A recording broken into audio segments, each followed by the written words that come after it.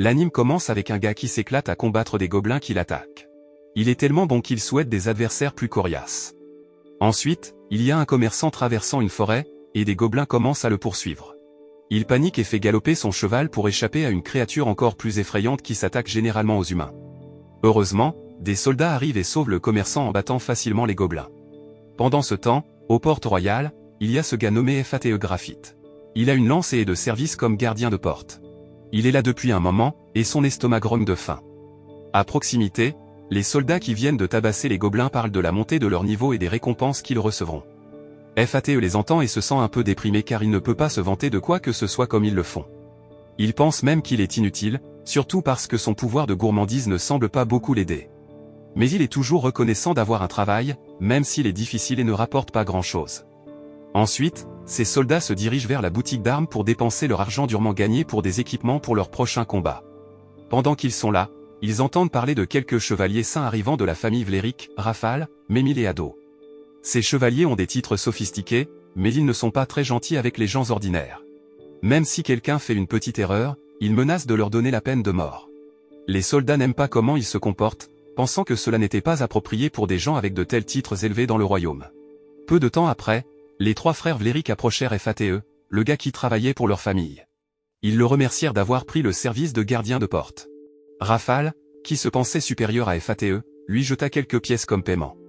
Mais les choses prirent une tournure désagréable lorsqu'Fate essaya de ramasser les pièces éparpillées. Les frères Vlerick entendirent son estomac affamé, et cela semblait les contrarier beaucoup. Ils pensaient que cela apportait la honte à leur famille, comme s'ils n'avaient pas nourri Fate. Pauvre Fate se sentit vraiment contrarié à l'intérieur, mais il essaya d'accepter son destin. Parce que les gens ont des capacités différentes données par les dieux, et c'est ainsi que ça se passe. Les choses empirèrent encore lorsqu'Ado marcha sur la tête de Fate. Mais alors, une chevalière sainte nommée Roxy Hart arriva et arrêta les frères Vlerick dans leur élan. Elle leur dit que les chevaliers saints devraient protéger tous les citoyens et ne pas les blesser sans raison. Roxy leur rappela également que garder la porte était le travail d'un chevalier saint, pas d'un roturier. Rafale n'était pas d'accord, disant que leur travail était d'embaucher des gens comme Fate qui n'avaient pas de travail. Pour éviter de discuter plus longtemps avec Roxy, Rafale dit à ses frères de quitter les lieux. Pendant ce temps, Roxy était là, aidant Fate. Elle lui demanda comment il se sentait et nettoya ses blessures. Fate était reconnaissant et la remercia. Roxy mentionna qu'ils étaient tous les deux gardiens de porte, donc s'entraider avait du sens avant que Fate ne parte. Elle lui dit de lui faire savoir si les frères Vlerick le dérangeaient à nouveau. Étrangement, Fate dit qu'il irait bien alors qu'il s'éloignait. Plus tard, dans un dîner, Fate réfléchissait à ce que Roxy lui avait dit, de ne pas hésiter à lui demander de l'aide si les frères Vlerick causaient des problèmes. Cependant, il n'était pas sûr de le faire car il ne voulait pas impliquer Roxy avec ses trois fauteurs de troubles. Pendant ce temps, le propriétaire du magasin, qui observait Fate, exprimait sa préoccupation pour le bien-être du jeune homme. Il savait que Fate se faisait souvent tabasser par les gens pour qui il travaillait, et cela le préoccupait. Plus tard, après le dîner, Fate rentra chez lui le cœur lourd, pensant que son pouvoir de gourmandise était totalement inutile et le laissait sans compétence comme les autres. Il aurait aimé être né avec de meilleurs talents. Fate pensait qu'il n'avait pas besoin de posséder des capacités comme les chevaliers saints, mais avoir les compétences d'un soldat, d'un marchand ou d'un artisan lui donnerait certainement une meilleure vie que celle qu'il endurait. Malheureusement, il pensait qu'il n'y avait rien qu'il puisse faire pour changer son destin car il venait d'une famille pauvre et se sentait piégé en tant que perdant. En chemin vers chez lui, Fate tomba sur un groupe de voleurs s'échappant rapidement. Sans hésiter, il se précipita pour informer Roxy, qui était en service de garde. Elle demanda à Fate de la remplacer en tant que gardien de la porte pendant qu'elle s'occupait des voleurs.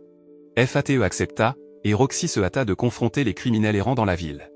Inopinément, l'un des voleurs blessés s'approcha de Fate. Il ressentait la peur le traverser alors qu'il faisait face aux criminels, mais il ne pouvait pas abandonner son poste de gardien de porte. Croyant le voleur blessé, Fate pointa sa lance vers lui, entraînant une confrontation mortelle qui activa son pouvoir de gourmandise. Ce nouveau pouvoir lui conféra les compétences d'identification et de télépathie, laissant Fate perplexe devant les changements soudains de son corps. Pendant ce temps, Roxy était revenue, préoccupée par la situation de Fate, tandis que Fate se retrouvait à entendre la voix intérieure du chevalier saint en face de lui.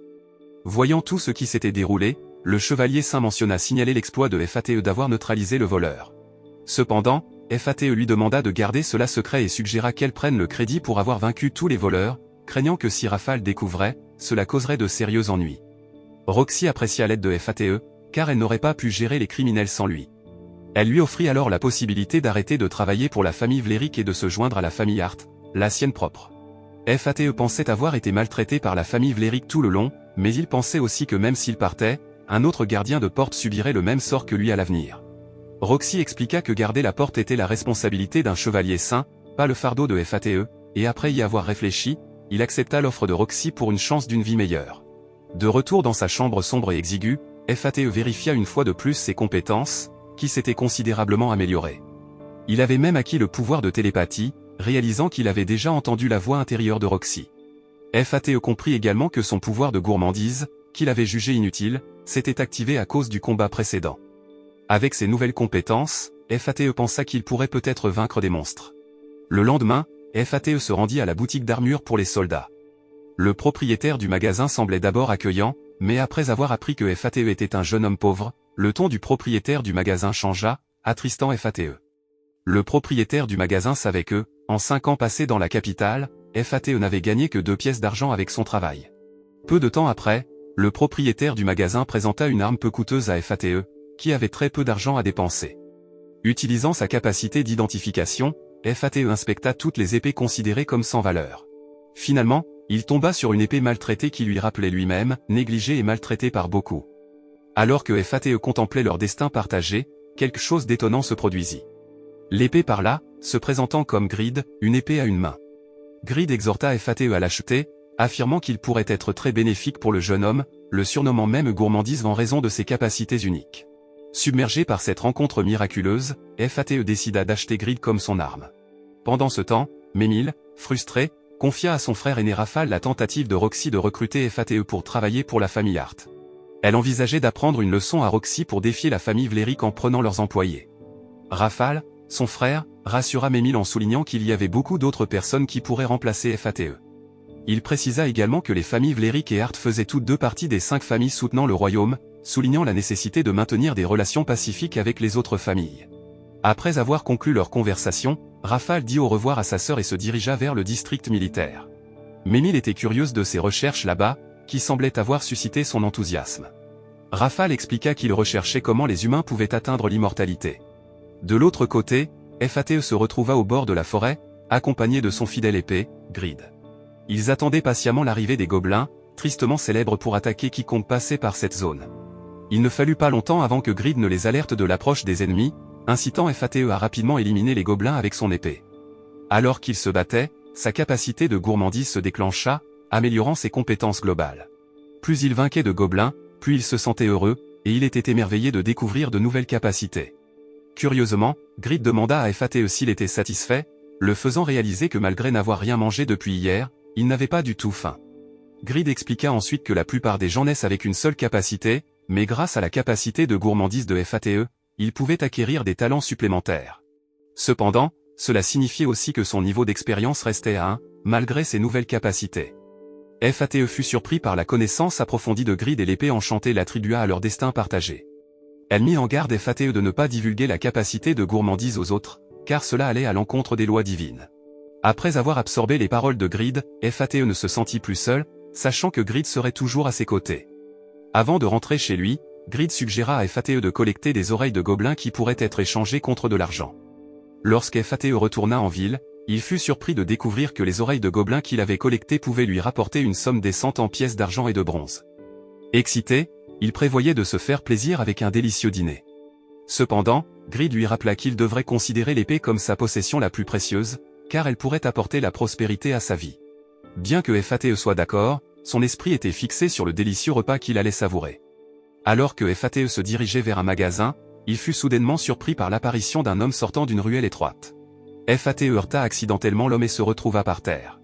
Il vit l'homme, Kazim, tenant une petite fille effrayée nommée Sahara, qui supplia Fate de l'aider. Fate tenta d'évaluer les capacités de Kazim, mais l'homme avait la compétence de les garder cachées, laissant Fate dans l'ignorance de sa force. Après le départ de Kazim avec Sahara, Grid interrogea Fate sur ses projets. Déterminé, Fate déclara qu'il ne laisserait pas la petite fille partir et décida de les suivre pour découvrir où Kazim l'emmenait. Dans la conclusion de l'anime, Fate arrive à l'endroit où Kazim a retenu Sahara en otage. Il s'approche furtivement de sa cachette, bien que Grid lui conseille de fuir, compte tenu de la force inconnue de Kazim. Cependant, Fate reste déterminé à aider Sahara, ignorant la mise en garde de Grid. La leçon morale que l'on peut tirer de l'histoire est que, malgré les difficultés ou les dangers, il est important de faire ce qui est juste et d'aider ceux en difficulté, même lorsque nous pourrions ne pas avoir toutes les réponses ou lorsque des risques sont impliqués.